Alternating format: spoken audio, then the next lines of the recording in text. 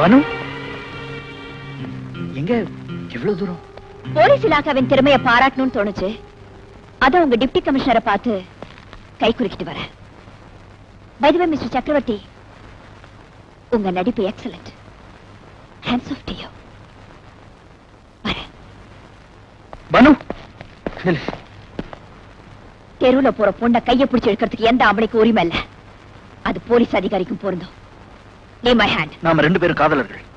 உன்னை கட்டி பிடிக்க கூட எனக்கு உரிமை உண்டு. காதலர்களா?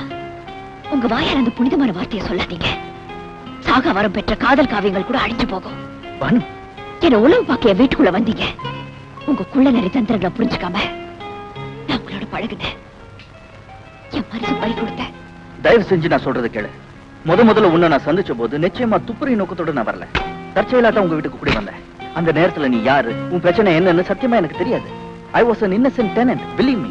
சாருக்கு தினசரி பத்திரிக்கை படிக்கிற பழக்கம் இல்லைன்னு நினைக்கிறேன். பரவாயில்ல, இன்னைக்கு ஒரு நாளாவது ஏதாவது ஒரு பத்திரிக்கை எடுத்து புரட்டி பாருங்க.